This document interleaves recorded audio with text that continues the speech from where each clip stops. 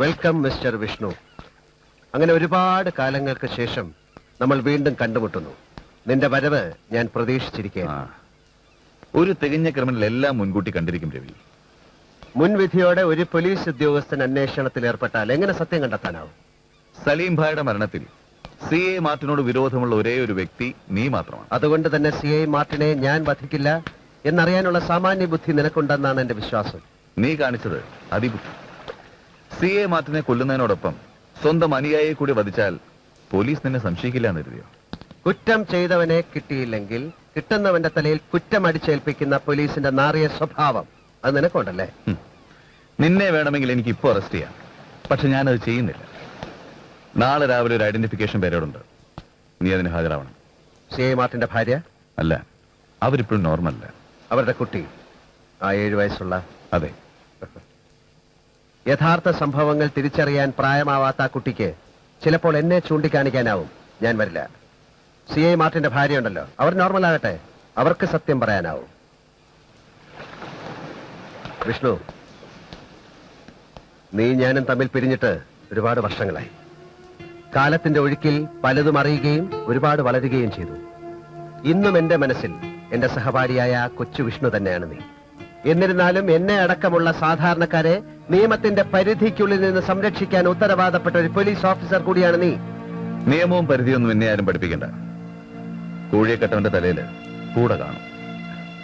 അത് പണ്ട് മോനെ വിഷ്ണു. ഇപ്പോഴത്തെ ബ്രോയിലർ കോഴികൾക്ക് പൂട കുറവാ. നീ ചെല്ലേ.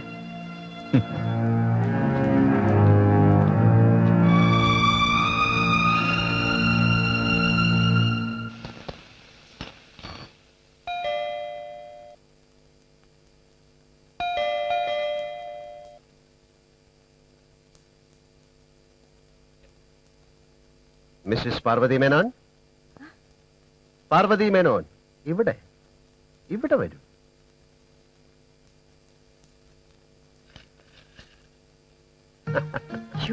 പേടിപ്പിച്ചു കളഞ്ഞല്ലോ എന്നെ നീ. ഇവിടെ ഉള്ളവരൊക്കെ എന്ത് ചെയ്യും? ആരും കാണുന്നില്ലല്ലോ. ചേട്ടത്തി കുളിക്കാൻ പോയി, രാധ കമ്പ്യൂട്ടർ ക്ലാസ്സിൽ പോയി. ഇപ്പൊ വരും വിശക്കുന്നു പറഞ്ഞ്. എനിക്ക് ചോറെടുക്കാൻ പോവാ. ഞാൻ കഴിച്ചു. പിന്നെ നീ എന്തിനാ ഇങ്ങോട്ട് വന്നത്? ഇവിടെ അടുത്തൊരു ഉദ്ഘാടനം ഉണ്ടായിരുന്നു. അത് കഴിഞ്ഞ് പോകുന്ന വഴിക്ക് അമ്മയെ കാണണമെന്ന് തോന്നി കയറി. ഇവിടേക്കായിട്ടായിരുന്നെങ്കിൽ ഈ മോൻ 2 ദിവസം പട്ടിണി കിടന്നിട്ടല്ലേ വരൂ. ഞാൻ രവിയുടെ ശബ്ദം കേട്ടു. എന്നും ഇവിടെ വന്ന് എന്തെങ്കിലും കഴിച്ചിട്ട് പോയിക്കൂടെ? പിന്നെന്താ? എന്നിട്ട് വേണം ചേട്ടത്തിയുടെ കോന്തൻ മേനോന് ബ്ലഡ് പ്രഷർ കൂടാൻ. അയാൾക്ക് എന്തെങ്കിലും പറ്റിയാ ചേട്ടത്തി തന്നെ വേണം നോക്കാൻ, അല്ലേ മേ? എന്തൊരു സ്നേഹമാ ചേട്ടത്തിയോട്. നീ ഇതെവിടുന്ന് പ്രത്യക്ഷപ്പെട്ടു? അവളുടെ വഴിയും നിന്റെ വഴി തന്നെയല്ലേ, അടുക്കള വഴി. മോളെ ആ ഫോണൊന്നും എടുത്തു. ഹലോ. ആ ചേച്ചി, എന്തൊക്കെയുണ്ട് വിശേഷം? ഞാൻ അങ്ങോട്ട് വരണമെന്ന് വിചാരിച്ചിരുന്ന സത്യം. ഇവിടെ അമ്മയുണ്ട്, ചേട്ടത്തിയുണ്ട്, പിന്നെ രവിയേട്ടനും ഉണ്ട്. സത്യം സത്യം എന്ന് പറഞ്ഞില്ലേ?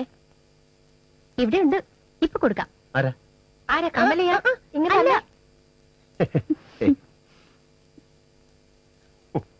ഓ, രവിയേട്ടൻ ഇവിടെ ഉണ്ടെന്ന് അറിഞ്ഞപ്പോ നമ്മളെ ആരെയും വേണ്ട അമ്മേ. എന്തോ ചോദിച്ചേ? എന്തുവാ? ഇപ്പോഴും നീണ്ടു കൊല്ലുന്നതിനുള്ള മുഖം തന്നെയാണോ നിനക്ക്? കള്ളം. വേറെന്താണ് പറഞ്ഞത്? എനിക്കറിയാം. കള്ളം. ഞാൻ പറയട്ടെ. രവിയേട്ടനിപ്പോ എങ്ങനെയുണ്ട്? മരത്തോ ഹട്ക ചമട ദേഖാച്ചേ ജോയിനെ തുക്ഷായി മേലിഞ്ഞ് ഉണങ്ങി എല്ലും തോലുമായിട്ട് കണ്ടാർക്ക് സങ്കടം വരും. നീ എങ്ങനെ ഇരിക്കുന്നത്? മമ്മി ഉണ്ടാക്കി തന്ന മധുരം എല്ലാം കഴിച്ച് കഴിച്ച് തടിച്ച് വീർത്ത്. ഇവിടെ മട്ടാഞ്ചേരിയിലൊക്കെ കണ്ടിട്ടില്ലേ ചില ഗുജറാത്തി പെമ്പിള്ളേരെ? പിൻഭാഗമൊക്കെ തള്ളി മുൻഭാഗമൊക്കെ പോടുന്നു. എന്റെ മോൾ എങ്ങനെ ഇരുന്നാൽ എനിക്കിഷ്ട. ഒരുപാട് ഒരുപാട് ഒരുപാട് ഇഷ്ടം. ഏയ്, എന്തു പറ്റി? എന്താ ഒന്നും മിണ്ടാത്തത്? നിന്റെ ഈ സ്ഥലം മാറ്റം പോലും എന്നെ കാണാനുള്ള ആവേശം കൊണ്ടാണെന്ന് എനിക്കറിയാം. പക്ഷെ ഇവിടെ വന്ന് എന്നെ കുറിച്ച് അറിഞ്ഞപ്പോ മനസ്സിൽ കൊണ്ടു നടന്ന സ്വപ്നങ്ങളെല്ലാം വെറുതെയായി എന്ന് തോന്നി, അല്ലേ? പിച്ച വെച്ച നാൾ മുതൽ ഒരുമിച്ച്, പിരിഞ്ഞപ്പോൾ കത്തുകളിലൂടെ, സ്വപ്നങ്ങളിലൂടെ, അടിവരയിട്ട് എനിക്ക് അയച്ചു തന്നിട്ടുള്ള പുസ്തകങ്ങളിലൂടെ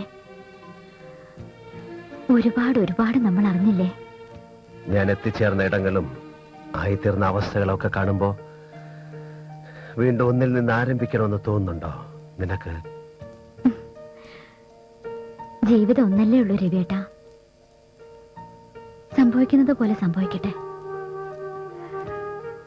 എന്നാ തമ്മിലൊന്ന് കാണുക. നീ ആഗ്രഹിക്കുമ്പോ നിന്റെ അരികിൽ ഞാൻ ഉണ്ടാവില്ലേ? അല്ലേ? ഉണ്ടാവുമ്പോളെ. ഓക്കെ. ഓക്കെ.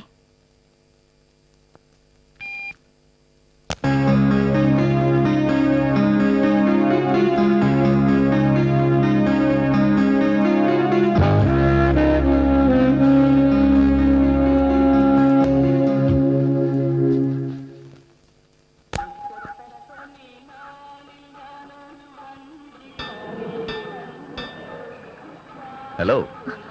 ആഹാ, ആര്? പോലീസോ? എവിടെ പോയിട്ട് വരുന്നു? നാട് വരെ ഒന്ന് പോയതാ, കുഞ്ഞൻ വൈദ്യരെ കണ്ടിച്ചിട്ട് എണ്ണ വാങ്ങാൻ. അന്നത്തെ ഒരു ഇടിയേ നെഞ്ച് കലങ്ങിപ്പോയി. ആരുടെ? എന്റെ. അല്ല, എന്താ ദീപാരാധന കഴിയുന്നതിനും പറഞ്ഞത്? കണ്ണ് തെറ്റിയ കട്ടോണ്ട് പോണ കാലമല്ലേ, സന്ധ്യക്ക് മുമ്പ് വീട്ടിലെത്താന്ന് കരുതി. അങ്ങനെ അങ്ങ് ചുമ്മാ പേടിച്ചാലോ? ഞങ്ങളൊക്കെ ഇല്ലേ ഇവിടെ? അത് തന്നെ എന്റെ പ്രധാന പേടി. രാധമോള് പേടിക്കണ്ട കേട്ടോ. IPS 1ാം റാങ്ക്, പ്രശസ്ത സേവനത്തിന് ഒരു പ്രാവശ്യം പ്രസിഡന്റിന്റെ സ്വർണ്ണ മെഡൽ, ഇതൊക്കെ കിട്ടിയിട്ടുള്ള വളരെ സത്യസന്ധനായിട്ടുള്ള ഒരു പോലീസ് ഓഫീസറാണ് ഞാൻ. മനസ്സ് വിഷമിപ്പിക്കാതെ വണ്ടി കയറ്. വേണ്ട വേണ്ട, ഒന്നാമത് പോലീസുകാരുടെ കൂടെ സംസാരിച്ചുകൊണ്ട് നിൽക്കുന്ന കണ്ടാൽ തന്നെ വല്ല ക്രിമിനലും ആണെന്ന് വിചാരിക്കും. ദേ, കൂടെ വരുന്നില്ലേ വേണ്ട, അത് പോട്ടെ. കുടുംബത്തിൽ പറഞ്ഞ ആമ്പിള്ളേരുടെ മുഖത്ത് നോക്കി ഇങ്ങനെ ചങ്കി കുത്തണ വർത്താനം പറഞ്ഞോണ്ടല്ലോ, ഞാൻ പറഞ്ഞേക്കാം. ഒന്ന് നിന്നേ. ആരൊക്കെയുണ്ട് സാറിന്റെ കുടുംബത്തില്? ആരൊക്കെ വേണം? കല്യാണം ഒന്നും കഴിച്ചില്ലേ? മൂത്ത് മരിച്ചാ പിന്നെ ഒരുത്തേം കിട്ടില്ല കേട്ടോ. ഇല്ല, വഹിക്കുന്നില്ല. അടുത്ത തിങ്കളാഴ്ച ഞാൻ അച്ഛനും അമ്മയും വീട്ടിലേക്ക് അയക്കുന്നുണ്ട്. ദേ, രണ്ടുപേരും വളരെ സാധുക്കളാ കേട്ടോ. നിന്റെ ഈ ഉണ്ടക്കണ്ണുരുട്ടി അവരെ പേടിപ്പിച്ചു കളയരുത്.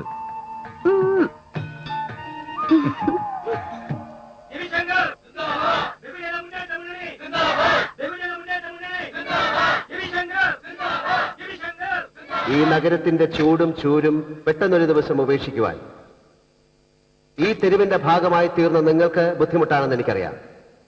വിശപ്പടക്കാൻ ഒരു നേരത്തെ അന്നത്തിന്, മാനം മറയ്ക്കാൻ ഒരു ചീന്ത വസ്ത്രത്തിന് വേണ്ടി സ്വപ്നങ്ങളും പ്രതീക്ഷകളും നെഞ്ചോട് അടുക്കിപ്പിടിച്ച് എന്നോ എവിടെ നിന്നോ കടന്നു വന്നവരാണ് നിങ്ങൾ. ആരും സഹായിക്കാനില്ലാതെ, സഹതപിക്കാനില്ലാതെ ഈ തെരുവിന്റെ ഭാഗമായി നിങ്ങളെന്നും ജീവിക്കുന്നു. ചൂട് ചോറ് സ്വപ്നം കണ്ട് കൊടും പട്ടിണിയിലേക്ക് ഉറക്കമുണരുന്ന നിങ്ങളുടെ കുഞ്ഞുങ്ങൾക്ക് ഇടുങ്ങിയ ഓടകളും പൊട്ടിയൊലിക്കുന്ന പൈപ്പുകളും കത്താത്ത തെരുവ് വിളക്കുകളും സമ്മാനങ്ങളാവരുത്. നഗരസഭയും സംസ്ഥാന നേതൃത്വവുമായി നടത്തിയ ചർച്ചയുടെ ഭാഗമായി 10 സെന്റ് സ്ഥലവും അതിലൊരു വീടും പതിച്ചു തരുവാൻ സർക്കാർ തീരുമാനിച്ചിരിക്കുകയാണ്. കുടിലിന് പകരം കോൺക്രീറ്റ് കെട്ടിടങ്ങൾ നൽകിയത് കൊണ്ട് മാത്രം പ്രശ്നങ്ങൾ അവസാനിക്കുന്നില്ല.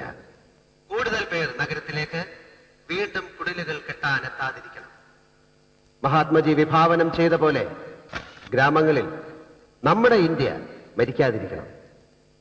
ബഹുമാനപ്പെട്ട മേയറുടെ അഭ്യർത്ഥന പ്രകാരമാണ് ഞാനിപ്പോൾ നിങ്ങളുടെ മുമ്പിൽ നിൽക്കുന്നതും സംസാരിക്കുന്നതും. നഗര ശുചീകരണത്തിന്റെ ഭാഗമായ ഈ പ്രവൃത്തി ഒരു നല്ല കാര്യമായി എനിക്കും തോന്നി. ഇതിന്റെ നല്ല വശങ്ങൾ മനസ്സിലാക്കി ഈ നഗരസഭയോട് സഹകരിക്കണമെന്ന് ഞാൻ നിങ്ങളോട് അഭ്യർത്ഥിക്കുകയാണ്.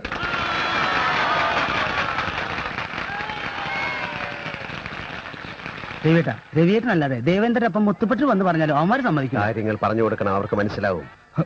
രവിയേട്ടാ, അമ്മയ്ക്ക് നല്ല സുഖമില്ലെന്ന് ഒരാളൊന്ന് പറഞ്ഞു.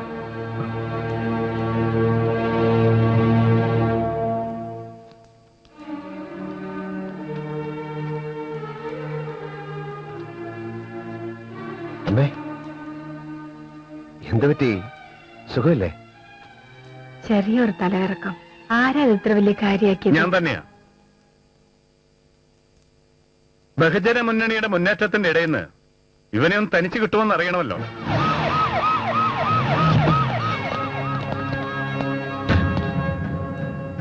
മനസ്സിലായി, ഉദ്ദേശം ശരിക്കും മനസ്സിലായി. രവി എന്നോടൊപ്പം സ്റ്റേഷൻ വരെ ഒന്ന് വരണം. എന്താ കാര്യം? തെളിയിക്കപ്പെടാത്ത കൊലപാതകങ്ങൾ, നിയമലംഘനം, സ്വന്തം കാര്യത്തിനായി ജനങ്ങളെ പ്രകോപിപ്പിക്കൽ, തെളിവ് നശിപ്പിക്കൽ, പ്രതികളെ നിങ്ങൾ ഈ പറയുന്ന രക്ഷപ്പെടുത്തുന്നതിന് ചാർജുകളൊന്നും എന്റെ അറിവിലുള്ള കാര്യങ്ങളല്ല. വേണ്ട വേണ്ട, ആർഗ്യുമെന്റ്സ് ഒന്നും വേണ്ട. അതെല്ലാം സ്റ്റേഷനിൽ ചെന്നിട്ട്. കാരണം എന്റെ വീടായതുകൊണ്ട്. നിങ്ങളുടെ വീടോ? അതേടാ, ആദ്യോ ഹരിയുടെ വീട്ടിൽ കയറി അനാവശ്യം പറഞ്ഞു എന്നൊരൊറ്റ കാരണം മതി 6 മാസം നീ അഴിയണ്ണാൻ. നിന്നെ കൊണ്ട് ഞാൻ മടുത്തു. മിസ്റ്റർ വിഷ്ണു, അറസ്റ്റ് ചെയ്യണം. ക്രിമിനൽ മൈൻഡുള്ള ഒരു പ്രതി ഏത് നിമിഷവും എന്ത് അവിവേകം വേണമെങ്കിലും കാണിക്കാം. ഹരി, നീ എന്തൊക്കെയായി പറയണത്? നിന്നെ ഞങ്ങൾക്ക് മനസ്സിലാവുന്നില്ല. അച്ഛനും അമ്മയ്ക്ക് ഇത് കാര്യമില്ല. ഇത് ലോ ആൻഡ് ഓർഡർ പ്രശ്നമാണ്. ആഡിയോയും ബന്ധപ്പെട്ട പോലീസ് ഓഫീസറും തമ്മിലുള്ള ചർച്ചയാണ്. മിസ്റ്റർ വിഷ്ണു, നമ്മൾ പരസ്പരം കുഞ്ഞുനാൾ മുതൽ അറിഞ്ഞവരാണ്. ബിരുദം നേടിയില്ലെങ്കിലും നിയമത്തിന്റെ വശങ്ങളും അതിന്റെ സാധ്യതകളും ഞാൻ പഠിച്ചു കഴിഞ്ഞപ്പോൾ എനിക്കൊരു കാര്യം ബോധ്യമായി. ഇന്ത്യയിൽ നിയമം ആരെയും ഒന്നും ചെയ്യാൻ പോകുന്നില്ല. കാരണം നിയമം അതിന്റെ വഴിക്ക് സഞ്ചരിക്കും, പ്രബുദ്ധരായ ജനങ്ങൾ അവരുടെ വഴിക്കും. കഷ്ടപ്പാടിന്റെയും ദുരിതത്തിന്റെയും വഴി ഈ തെരുവിലെ ജനങ്ങൾക്ക് വേണ്ടി ഞാൻ തിരഞ്ഞെടുക്കുമ്പോൾ അതിന്റെ വരും വരായികകൾ അറിയാനുള്ള ബുദ്ധിയും അത് നേരിടാനുള്ള കരുത്തും ഞാൻ നേടിയിരുന്നു. ജനങ്ങളുടെ ജീവനും സ്വത്തിനും സംരക്ഷണം നൽകുകയും നീതിന്യായ വ്യവസ്ഥിതികൾ പാലിക്കുകയും ചെയ്യേണ്ട പോലീസ് അറിഞ്ഞുകൊണ്ട് അഴിമതിയുടെ ചെളിക്കുണ്ടിലേക്ക് സ്വയം എടുത്ത് ചാടുമ്പോൾ, അതിന് ഭരണാധിപ വർഗം കൂട്ടുനിൽക്കുമ്പോൾ, സ്വന്തം സമ്മതിദായത്തിലൂടെ അവർക്ക് അധികാരത്തിന്റെ അപ്പകഷ്ണം എറിഞ്ഞുകൊടുത്ത ജനങ്ങൾ സ്വയം ലജ്ജിക്കുകയും ഒരു പ്രാവശ്യം ഒന്ന് മാറ്റി ചിന്തിക്കുകയും ചെയ്യുന്നതിൽ തെറ്റുണ്ടോ? ഉണ്ടോ? മിസ്റ്റർ ഓഫീസർ, ബഹുമാനപ്പെട്ട ഹാർഡിയോയുടെ ആഗ്രഹപ്രകാരം നിങ്ങൾക്ക് എന്നെ വിലങ്ങ് വയ്ക്കാം. ജനങ്ങളെ അനുസരിപ്പിച്ച് മാത്രം ശീലമുള്ള നിങ്ങൾ ജനങ്ങളെ അനുസരിക്കേണ്ട ഒരവസ്ഥ ഉണ്ടാവരുത്. എന്നെ ഇവിടെ നിന്ന് കൊണ്ടുപോകാമെന്ന് ഉറപ്പുണ്ടെങ്കിൽ നിങ്ങൾ എന്നെ വിലങ്ങ് വെച്ചോളൂ.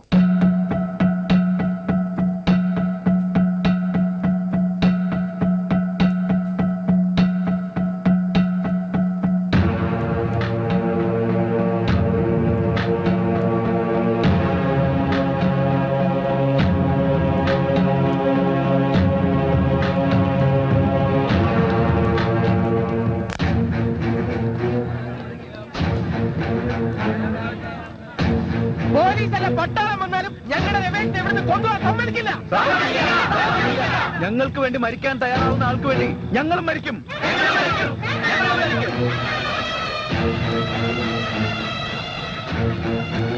ഞങ്ങളുടെ നേതാവിനെ തൊട്ടി കളിച്ചാലേ കൊത്തി എഴിഞ്ഞ് കൊച്ചി കായലിൽ കളയും പോലീസേ. നേതാവിന്റെ വീട്ടിൽ വന്ന് ഷോ കാണിച്ചാലേ തോളത്ത് മാത്രമല്ല കണ്ണില് നക്ഷത്രം കയറും.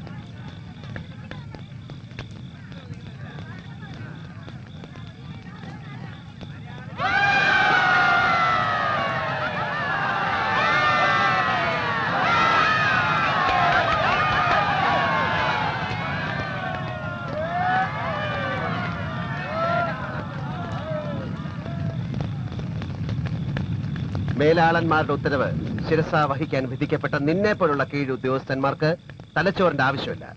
Obey obey the order. Obey.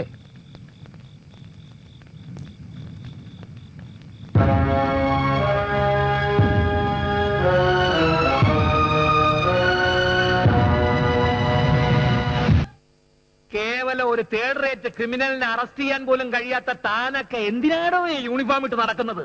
Sir, അത് വളരെ രഹസ്യമായ ഒരു നീക്കമായിരുന്നു. പക്ഷേ പബ്ലിക് എങ്ങനെയാ അത് മണത്തറിഞ്ഞു? പിന്നെ താൻ എന്ത് കരുതിയാ പോയത്? സാർ, രവിയുടെ വീട്ടിൽ 5 മിനിറ്റുള്ളിൽ എത്തിയെങ്കിൽ പ്രതി രക്ഷപ്പെടുന്ന സാർ തന്നെയല്ലേ എന്നെ വിളിച്ചു പറഞ്ഞത്. അപ്പോൾ കിട്ടാവുന്ന ഫോഴ്സ് എനിക്ക് ഉപയോഗിക്കാൻ പറ്റുള്ളൂ. മതി, നിർത്ത്. എനിക്കങ്ങ് തലസ്ഥാനത്ത് ഇരിക്കാൻ പൊറുതിയില്ല. വളരെ കാലത്തെ മോഹമാണ് CM-നോട് ഇരന്നു വാങ്ങിയ ഈ മന്ത്രിസ്ഥാനം. അവിടെ ഞാനൊന്ന് സ്വസ്ഥമായിട്ട് ഇരുന്നോട്ടണോ? സർ, CI മാർട്ടിനെ രവി വധിച്ചുവെന്ന് ഞാൻ വിശ്വസിക്കുന്നില്ല. വ്യക്തമായൊരു അന്വേഷണത്തിന് ശേഷം പോരെ അറസ്റ്റും മറ്റു നടപടിയൊക്കെ? നീതി നിർവഹണത്തിന് പോലീസിനെ എൻകറേജ് ചെയ്യേണ്ട ബഹുമാനപ്പെട്ട കളക്ടർ ഒരു കുറ്റവാളിയെ കുറിച്ച് എങ്ങനെ ഇങ്ങനൊരു തീരുമാനത്തിലെത്തിയെന്ന? അയാൾ കുറ്റം ചെയ്താലും ഇല്ലെങ്കിലും 48 മണിക്കൂറിനുള്ളിൽ അയാളെ അറസ്റ്റ് ചെയ്തിരിക്കണം. അതല്ലെങ്കിൽ എന്നെ ഇരിപ്പിടത്ത് ബാധിക്കും. മനസ്സിലായോ?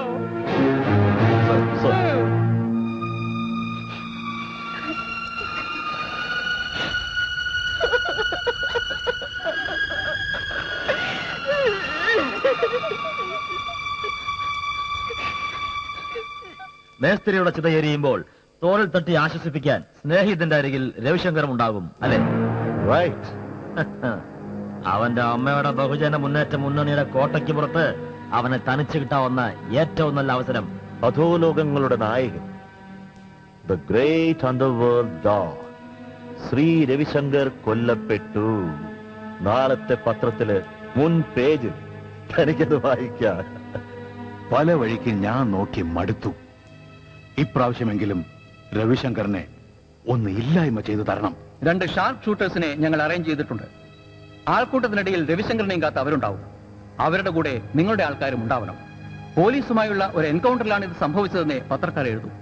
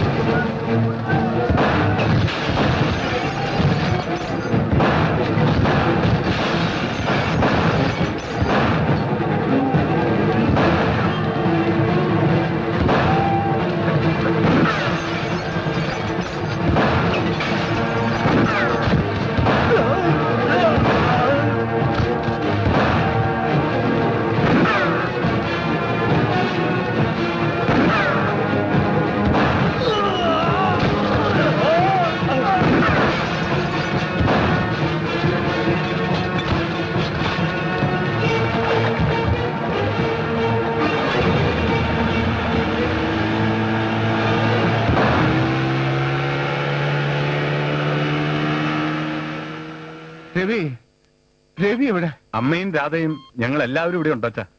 രവി എന്താ വരാത്തെ? അവനെന്തെങ്കിലും? ഒന്നും സംഭവിച്ചില്ല, സുഖമായിട്ടിരിക്കുന്നു. അവനെ കൊണ്ട് മറ്റുള്ളവർക്കല്ലേ ബുദ്ധിമുട്ട്. അരുത് മോനെ. ഇതിനെല്ലാം കാരണം അവനല്ലേ അമ്മേ. ഭയന്നിട്ട് റോഡിലിറങ്ങാൻ നിവൃത്തിയില്ലാതായി. പണ്ടേ ഞാൻ നിങ്ങളോട് പറഞ്ഞതാണ് അവനെ വളർത്തുന്ന രീതി ശരിയല്ലെന്ന്. മാനമോ പോയി, ഇനി ജീവൻ പോകുന്ന എപ്പോഴാണെന്ന് ആർക്കറിയാം. എനിക്ക് അവനെ ഒന്ന് കാണണം, സംസാരിക്കണം. അവൻ ഈ പരിസരത്തെങ്ങാനും വന്നാൽ അറസ്റ്റ് ചെയ്ത് അകത്താക്കാൻ പുറത്ത് ഞാൻ പോലീസിനെ ഏർപ്പാട് ചെയ്തിട്ടുണ്ട്.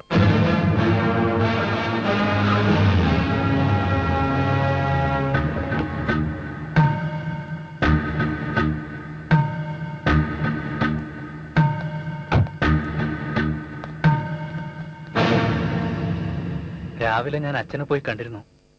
ഇനി ഭയപ്പെടാനൊന്നുമില്ലെന്നാ ഡോക്ടർ പറഞ്ഞത്. അങ്ങയുടെ നല്ല മനസ്സിന് ഒന്നും സംഭവിക്കില്ല. ഈ പരിസരത്ത് എവിടെ കണ്ടാലും അറസ്റ്റ് ചെയ്യണമെന്ന കമ്മീഷണറുടെ ഓർഡർ. പക്ഷേ സാർ ഇവിടെ വന്നിട്ടില്ല, ഞങ്ങൾ കണ്ടിട്ടുമില്ല.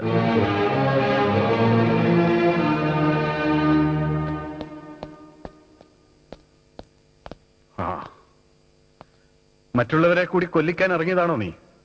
എന്താ ഹരിയേട്ടന് ജീവനിൽ അത്ര കൊതിയാണോ? എടാ, പെണ്ണും പെടക്കോഴി ഇല്ലാത്ത നിനക്ക് മേലുകീഴ് നോക്കാതെ കളിക്കാമല്ലോ. എടാ, എന്റെ ഭാര്യ നിന്റെ ഏട്ടത്തി 2 മാസം ഗർഭിണിയാണ്. അവരെ നീ അനാഥമാക്കരുത്. എന്നെ മാറ്റി നിർത്തിയേ ഹരിയേട്ടൻ എന്നും ചിന്തിച്ചിട്ടുള്ളൂ. ജീവിച്ചിരിക്കുന്നവർക്കോ ജനിക്കാനിരിക്കുന്നവർക്കോ ഞാൻ ഒരിക്കലും ഒരു ബാധ്യതയാവില്ല. എന്റെ വഴിയും കാലവും ഞാൻ എന്നെ നിർണയിച്ചു കഴിഞ്ഞു. ചിതയ്ക്ക് തീ കൊളുത്താൻ, ആത്മാവിന് പുണ്യം കിട്ടാൻ എന്നും അച്ഛന്റെ അരികിൽ ഹരിയേട്ടനുണ്ടാവണം. എന്നെ ചൊല്ലി കുടുംബത്തെ നകന്നു പോകരുത്. മാഡം, എന്താ ഇത്? Leave letter. വീട്ടിലെന്തെങ്കിലും? ഒരു മേലുദ്യോഗസ്ഥ എന്നതിൽ കവിഞ്ഞ അടുപ്പമൊന്നും നമ്മുടെ ഇടയിൽ ആവശ്യമില്ല. എന്റെ പേഴ്സണൽ കാര്യങ്ങൾ ഇന്റർഫെയർ ചെയ്യരുത് പ്ലീസ്. ഇതെന്താ ഹരിയേട്ടാ ഒരു അന്യനെ പോലെ സംസാരിക്കുന്നത്? ഇങ്ങനൊരു അവസരത്തിൽ ശക്തനായി കൂടെ നിന്ന് കുടുംബത്തെ സഹായിക്കല്ലേ വേണ്ടത്? ഇത്രയും കാലം ക്രിമിനൽസ് തെരുവിലാണ് ജീവിക്കുന്നതെന്ന് ഞാൻ വിചാരിച്ചത്. പക്ഷേ അവനെ സഹായിക്കുന്ന മറ്റൊരു ക്രിമിനൽ ഈ കോട്ടയ്ക്കകത്ത് തന്നെ ഉണ്ട് എന്നുള്ളത് മനസ്സിലാക്കാൻ ഞാൻ വൈകിപ്പോയി. സത്യം അറിയാതെ എന്നെ കുറ്റപ്പെടുത്തുകയാണ് ഹരിയേട്ടൻ. നോ, അരുത്. എന്നെ ചേട്ടാന്ന് വിളിക്കാനുള്ള അവകാശമൊന്നും ഞാൻ നിനക്ക് തന്നിട്ടില്ല. ഇനിയെല്ലാം നിങ്ങളുടെ ഇഷ്ടം. ഞാൻ ഇറങ്ങുന്നു. ഒരു മടക്കം. അതിനെക്കുറിച്ച് എനിക്ക് ഒരുപാട് ആലോചിക്കേണ്ടിയിരിക്കുന്നു.